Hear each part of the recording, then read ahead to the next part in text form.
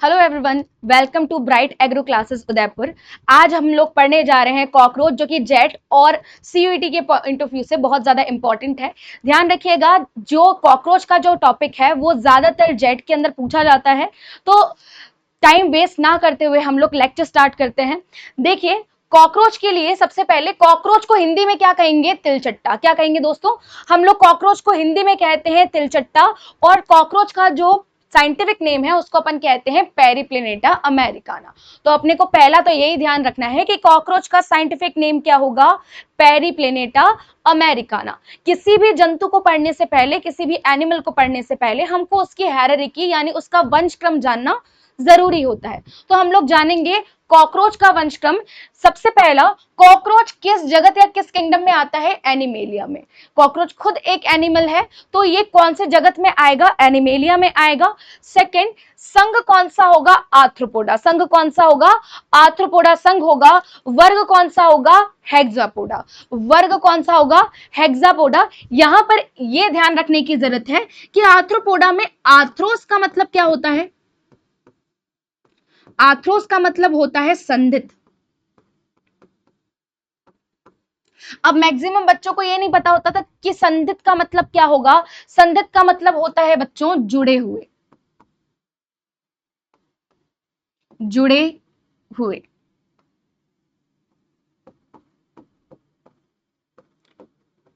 जुड़े हुए। और पोडा का मतलब होता है उपांग। पोडा का मतलब होता है उपांग। तो यहां पर जुड़े हुए यानी संधित उपांग पाए जाते हैं। वर्ग किससे बिलोंग करता है? कॉकरोच। वर्ग होता है हेक्सापोडा। क्लास कौन सी होगी? हेक्सापोडा। हेक्सा का मतलब होता है 6, पोडा का मतलब होगा उपांग। 6 उपांग पाए जाएंगे। वंश होता है पेरिप्लेनेटा। और जाति कौन सी होगी इनकी? अमेरिकाना। ये भाई साहब अमेरिका से आए थे जहाज में बैठ करके, इसलिए इनको सामान्य भाषा में हम लोग जहाजी कॉकरोच या अमेरिकन कॉकरोच भी कह सकते हैं। नेक्स्ट स्लाइड पे चलते हैं। ये देखिए, ये कॉकरोच का डायग्राम है। कॉकरोच का ये सर है यानी हेड है। ये है इनका थॉरिक्स यानी इनका वक्ष। और ये जो आपको भाग दिखाई दे रहा है, ये सारा का सारा इनका उदर का भाग होता है। तो कॉकरोच में 3 भाग होते हैं, एक तो सर, एक वक्ष और एक उदर। सिर, वक्ष व उदर यहां पर भाग होंगे। नेक्स्ट देखते हैं।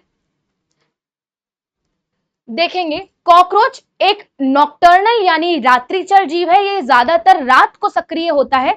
आप लोगों ने भी देखा होगा कि हम लोग किचन में या फिर कहीं पर भी रात को ही कॉकरोच ज्यादातर देखते हैं। ये सर्वाहारी होता है यानी इसके खाने में कोई नखरे नहीं है, सब कुछ खा सकता है। ये कपड़ा खाएगा, ये कागज खा सकता है, ये सड़े हुए खाने को खा सकता है, ये सभी चीजें खाता है। साथ ही साथ इनके अंदर स्वजाति भक्षण देखा जाता है। क्या देखा जाएगा? स्वजाति भक्षण, यानी एक कॉकरोच दूसरे कॉकरोच को खा सकता है। तो ध्यान रखिएगा कि कॉकरोच अपने प्रकृति में, अपने खाने की प्रकृति में सर्वाहारी होता है। ये सब कुछ खा सकता है। साथ ही साथ ये स्वजाति भक्षण भी दर्शाता है, यानी ये अपनी ही प्रजाति के जीवों को खा सकता है। बाह्य कंकाल किसका बना होगा बच्चों? तो बाह्य कंकाल बना होता है काइटिन का। बाह्य कंकाल किसका बना होगा? काइटिन का बना होता है। और यहां पर बाह्य कंकाल यानी काइटिन की बनी हुई प्लेट्स पाई जाती हैं। इन प्लेट्स को हम लोग स्क्लेराइड कहते हैं। अगर हम लोग प्लेट्स को देखना चाहें तो ये देखिए, ये क्या पाई जा रही है? ये प्लेट्स पाई जा रही है। ये जो आपको दिखाई दे रही है क्या है? ये सारी की सारी प्लेट्स हैं। तो यहाँ पर प्लेट्स के रूप में बाह्य कंकाल पाया जाता है। और इन प्लेट्स को किस नाम से जाना जाता है? स्क्लेराइड्स के नाम से जाना जाएगा। नेक्स्ट, यहां पर सारी के सारी स्क्लेराइड को जोड़ने के लिए एक झिल्ली पाई जाती है। इस झिल्ली को अपन किस नाम से जानते हैं? आर्ट्रिकुलर झिल्ली के नाम से जानते हैं, या फिर आर्थ्रोडियल झिल्ली के नाम से जानेंगे। तो ध्यान रखिएगा, स्क्लेराइड को जोड़ने के लिए अंदर की ओर एक झिल्ली पाई जाती है। इस झिल्ली को हम लोग या तो आर्थ्रोडियल झिल्ली कहा जाएगा, या फिर इसको अपन क्या कह सकते हैं? आर्टिकुलर झिल्ली भी कह सकते हैं। तो ये ध्यान रखना है कि बाह्य कंकाल काइटिन के रूप में पाया जाता है। काइटिन की बनी प्लेट्स को हम लोग स्क्लेराइड कहते हैं। और इन प्लेट्स को जोड़ने के लिए एक पतली झिल्ली अंदर की ओर पाई जाएगी। इस झिल्ली को या तो आर्टिकुलर झिल्ली कहा जाएगा या आर्थ्रोडियल झिल्ली कहा जाता है। नेक्स्ट, इनका जो श्वसन का तरीका होता है, श्वसन यहाँ पर दो प्रकार से होगा। सबसे अधिक अगर श्वसन देखा जाएगा तो किसके द्वारा देखा जाएगा, ट्रैकियल ट्यूब्यूल्स के द्वारा देखा जाएगा या ट्रैकियल नलिका के द्वारा देखा जाएगा। और इनके शरीर में छिद्र पाए जाते हैं जिनको हम लोग किस नाम से जानेंगे, श्वसन रंध्र के नाम से जानते हैं, या फिर इंग्लिश में इसको क्या कहा जाएगा, स्पाइरेकल्स। और स्पाइरेकल्स के द्वारा भी श्वसन होगा पर बहुत कम मात्रा में होगा।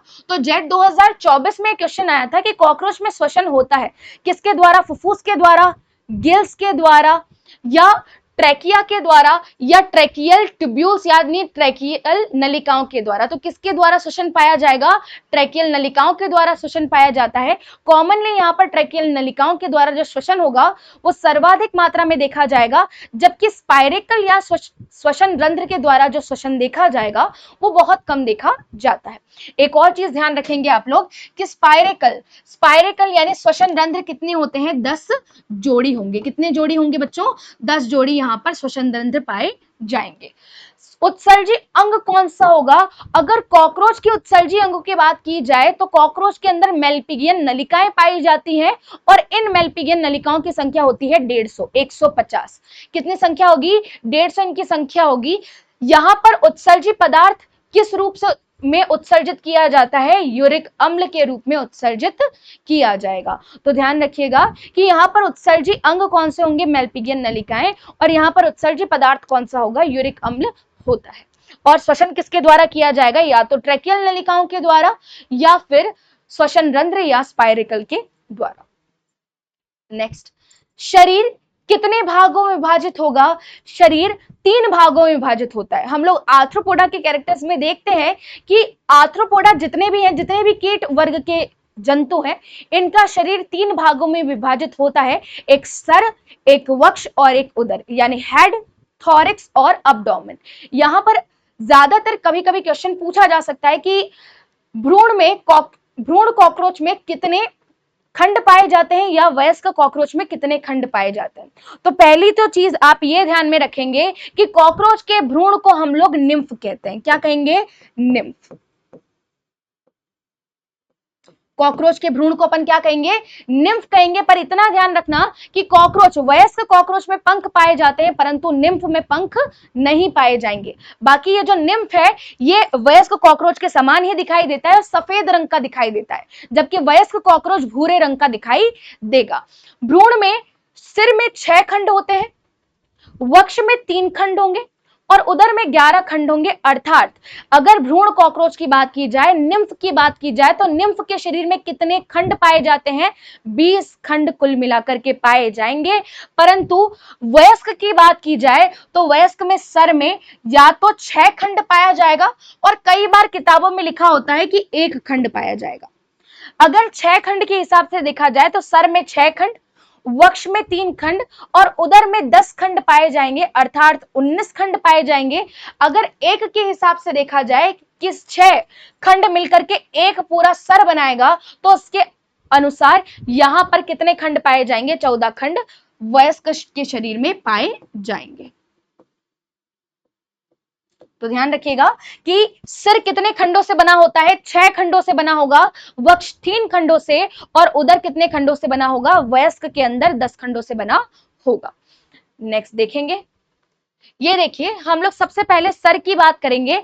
सर पेरिप्लेनेटा अमेरिकाना में किस प्रकार का होता है, तो ध्यान रखिएगा कि कॉकरोच का सर हाइपोफेरिंक्स प्रकार का होता है, हाइपोफेरिंक्स प्रकार का होता है।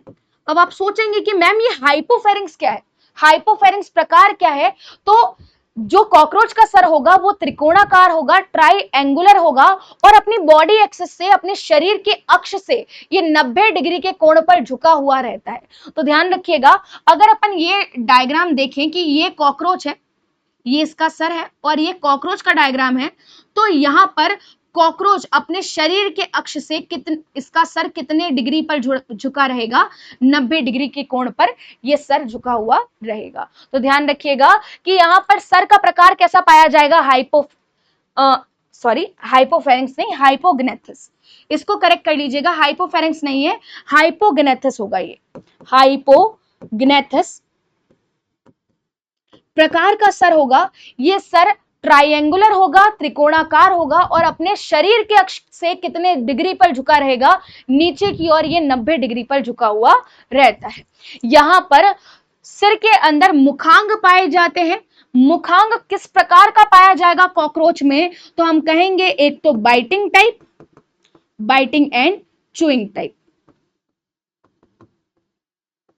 यानी काटने व चबाने के योग्य यहां पर मुखांग पाए जाएंगे। ये मुखांग 5 प्रकार के भागों से बने होते हैं, जैसे कि लेबियम, लेब्रम, मैंडिबल, मैग्जिला और हाइपोफेरिंक्स। तो यहां पर कौन कौन से भाग होंगे, मैग्जिला, मैंडिबल, लेबियम, लेब्रम और हाइपोफेरिंक्स। हाइपोफेरिंक्स कॉकरोच की जिवा को कहा जाता है। हाइपोफेरिंक्स किसको कहा जाएगा बच्चों, कॉकरोच की जिवा को कहा जाएगा। वापस से इसको रिपीट करते हैं कि यहां पर जो सर होगा वो हाइपोग्नेथस प्रकार का होगा। हाइपोग्नेथस का मतलब क्या होता है कि सर त्रिकोणाकार होगा और अपने शरीर के अक्ष पर कितने डिग्री पर झुका होगा, 90 डिग्री पर ये सर झुका हुआ रहेगा। इस सर के अंदर 3-4 चीजें पाई जाती है। सबसे पहला तो ये आपको देखने को मिलेगा एंटीना। ये क्या है बच्चों, ये एंटीना है। इस एंटीना को अपन हिंदी में कहते हैं श्रृंगिका। क्या कहेंगे, श्रृंगिका कहेंगे। तो एंटीना या श्रृंगिका होता है। ये एंटीना या श्रृंगिका भोजन की गंध को पहचानता है, यानी ये गंध को पहचानने का कार्य करता है। सेकेंड, यहां पर नेत्र पाए जाएंगे। ये नेत्र होते हैं कंपाउंड आईज या संयुक्त नेत्र पाए जाते हैं। यहां पर एक पाया जाएगा बच्चों फ्रॉन्स। एक क्या पाया जाएगा, फ्रॉन्स पाया जाएगा। फ्रॉन्स को अपन कहते हैं कि ये कॉकरोच का ललाट कहलाता है, जबकि गैना ये कॉकरोच के गाल कहलाएगा। वापस से सुनिए कि सर के ऊपर कई सारी संरचनाएं पाई जाएंगी मुखांग को छोड़ करके। मुखांग के अलावा और कौन कौन सी संरचना पाई जाएगी, एक तो एंटीना जिसको हम लोग कहते हैं श्रृंगिका। श्रृंगिका पहला तो ये सफाई का काम करता है शरीर की। सेकंड, ये भोजन की गंध को या गंध को पहचानने का कार्य करेगा। सेकंड, यहां पर कंपाउंड आईज पाई जाती है, संयुक्त नेत्र पाए जाएंगे।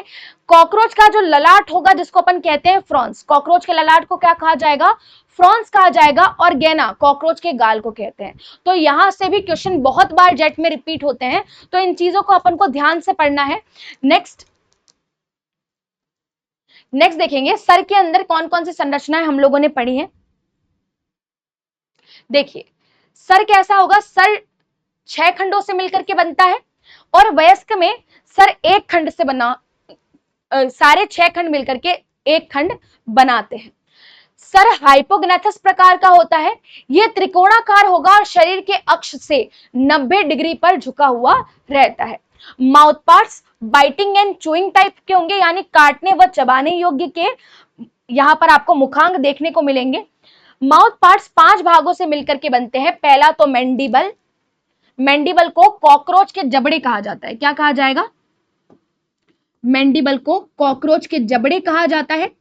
और इन जबड़ों पर तीखे काइटिन के बने हुए दांत पाए जाते हैं। यहां पर इन जबड़ों पर तीखे काइटिन के बने हुए दांत पाए जाएंगे। नेक्स्ट, मैग्जिला, लेबियम जिसको अपन कहते हैं निचला ओष्ठ या निचले होठ। दूसरा, लेब्रम ऊपरी ओष्ठ या ऊपरी होठ कहलाता है। और हाइपोफेरिंक्स को हम लोग कॉकरोच की जिह्वा कहते हैं।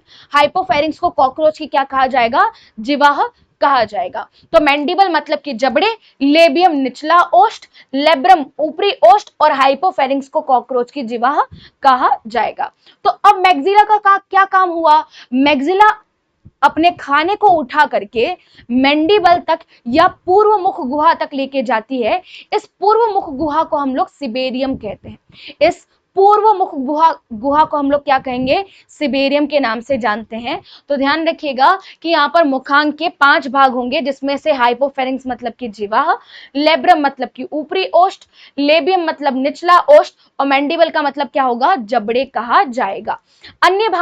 अन्य भाग कौन कौन से होंगे, तो बच्चों ध्यान रखिएगा, कॉकरोच का जो ललाट होगा उसको अपन फ्रॉन्स कहेंगे, गाल को क्या कहेंगे, गैना, और एंटीना या श्रृंगिका भोजन या गंध की पहचान का पता लगाने का कार्य करते हैं।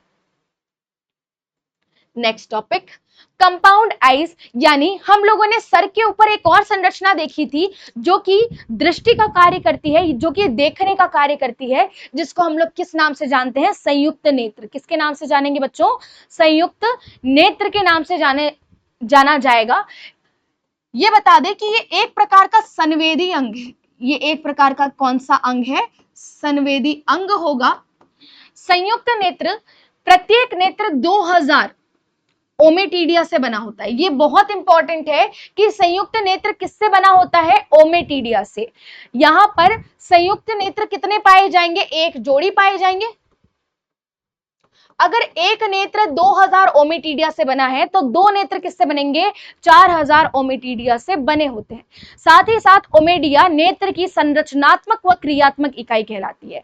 यहां पर जो ओमेटिडिया है वो क्या कहलाएंगे? ये नेत्र की संरचनात्मक व क्रियात्मक इकाई है। और अगर कॉकरोच में दृष्टि को देखा जाए, बहुत बार यहां से क्वेश्चन आता है, कॉकरोच में अगर हम लोग दृष्टि को देखें तो दृष्टि यानी विजन किस प्रकार का होगा? मोज़ेक विजन होगा। यहां पर मोज़ेक दृष्टि पाई जाती है। कई बार ये क्वेश्चन जेट के अंदर आ चुका है, तो ध्यान रखिएगा कि दृष्टि किस प्रकार की पाई जाएगी? दृष्टि मोज़ेक दृष्टि पाई जाती है। नेत्र 2000 ओमेटिडिया से बने होते हैं। यहां पर संयुक्त नेत्र की संख्या होती है एक जोड़ी या दो संयुक्त नेत्र पाए जाएंगे। तो कुल मिलाकर के कितने ओमेटिडिया होंगे? अगर एक नेत्र में 2000 ओमेटिडिया है तो दोनों नेत्र में कितने ओमेटिडिया होंगे? 4000 ओमेटिडिया होंगे।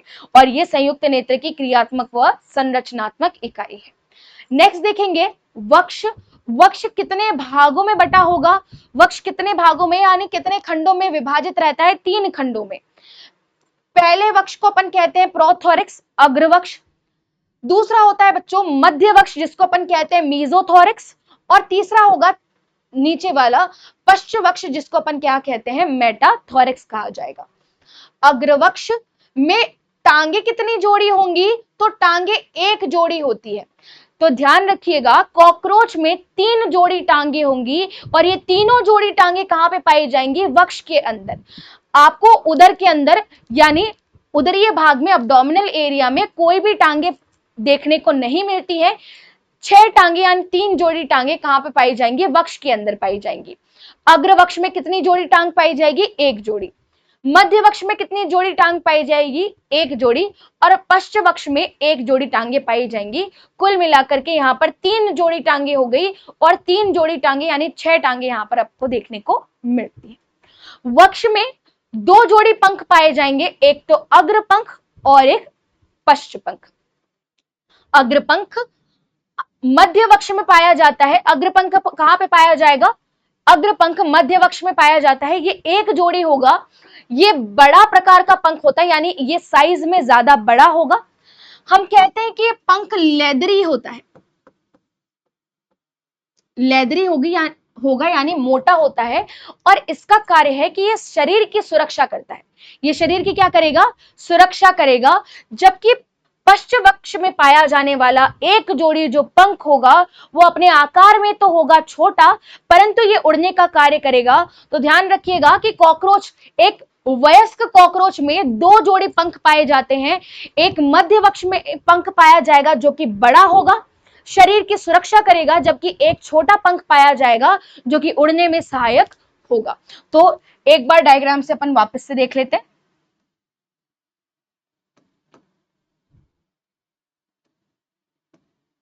देखिए यहां पर हम लोगों को 2 पंख देखने को मिल रहे हैं। ये जो पंख है ये अग्र पंख है। ये जो अपने को पंख दिखाई दे रहा है बच्चों, ये अग्र पंख है। ये अग्र पंख है। ये ज्यादा बड़ा होता है, ये शरीर को ढक के रखने का कार्य करता है। और जो पश्च पंख होगा, जो पश्च पंख होगा वो छोटा होगा। वह किसका कार्य करेगा? उड़ने का कार्य करेगा। तो एक और यहां से क्वेश्चन क्लियर हो जाता है कि अग्र पंख को और क्या कहा जाएगा? टैगमीना। अग्र पंख को और क्या कहा जाएगा? टैगमीना कहा जाता है। टैगमीना एक मोटा लेदरी पंख होता है जो कि शरीर को ढक के रखने का कार्य करेगा। ये देखिए बच्चों, ये क्या है? ये है पंख। सॉरी, ये क्या है, ये है वक्ष है, ये मीजोथोरिक्स है, ये आपको दिखाई दे रहा है ये वाला जो एरिया, ये कौन सा थोरिक्स होगा बच्चों, ये मेटाथोरिक्स होगा, और प्रोथोरिक्स यहाँ पर इस डायग्राम में आपको दिखाई नहीं देता है।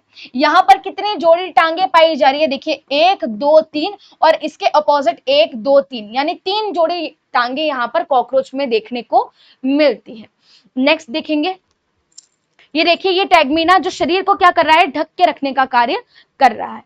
लास्ट हम लोग टॉपिक पे चलते हैं उदर के ऊपर।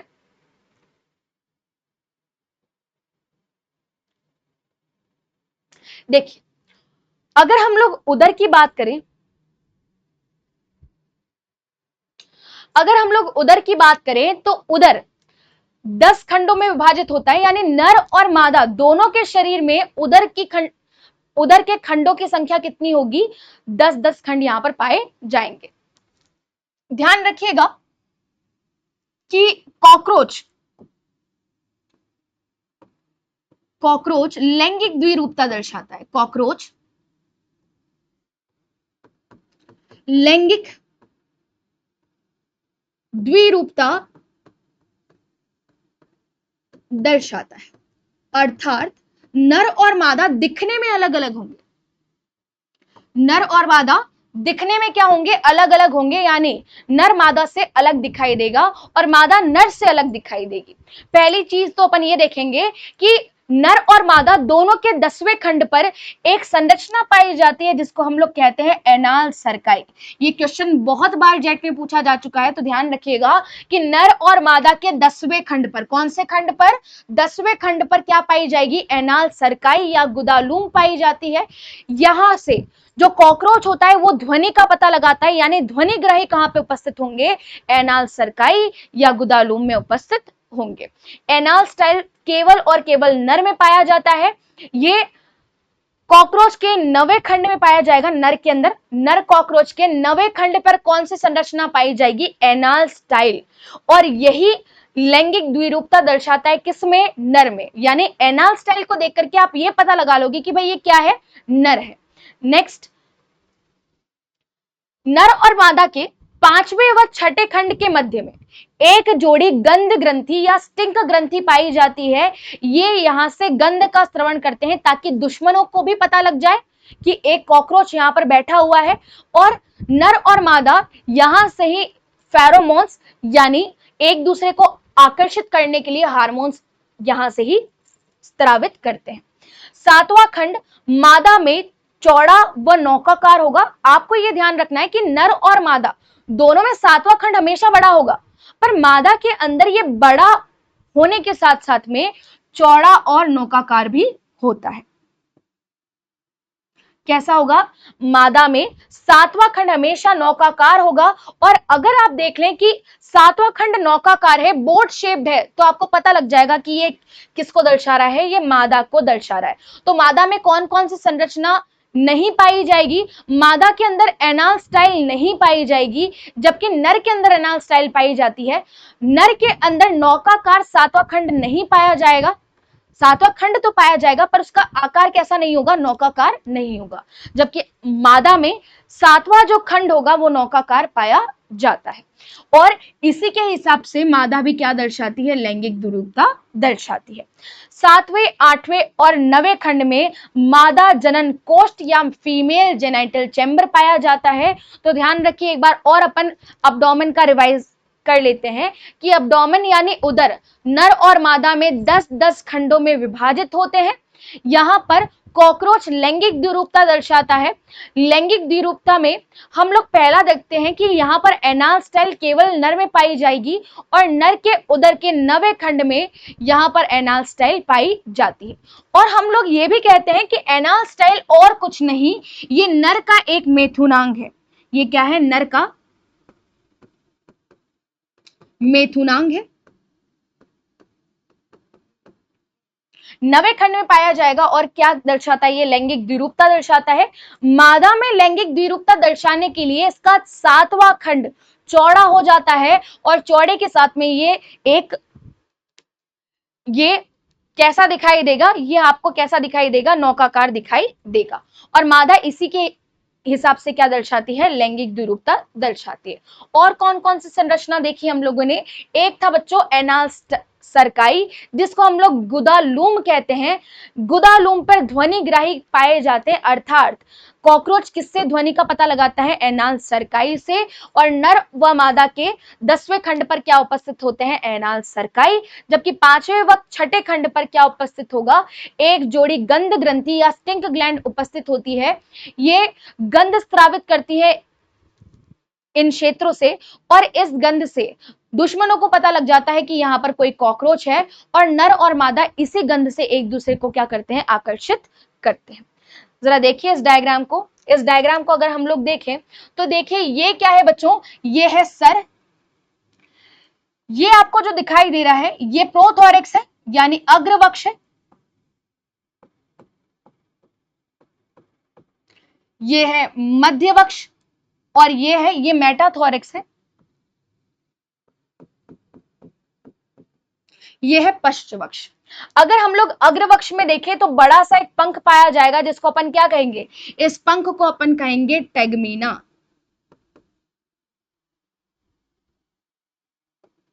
क्या कहेंगे, टेगमीना। और इसको अपन क्या कहेंगे, ये है पश्च पंख। ये शरीर की सुरक्षा करेगा, जबकि ये क्या करेगा, उड़ने में सहायक होगा। ये जो आपको दिखाई दे रही है, ये जो आपको दिखाई दे रही है,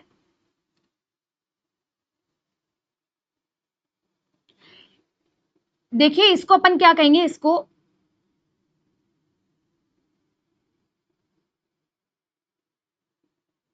ये है एनाल सरकाई, और ये क्या है, ये जो आपको दिखाई दे रहा है वो है एनाल स्टाइल। तो ध्यान रखिएगा, इसमें थोड़े से करेक्शन है।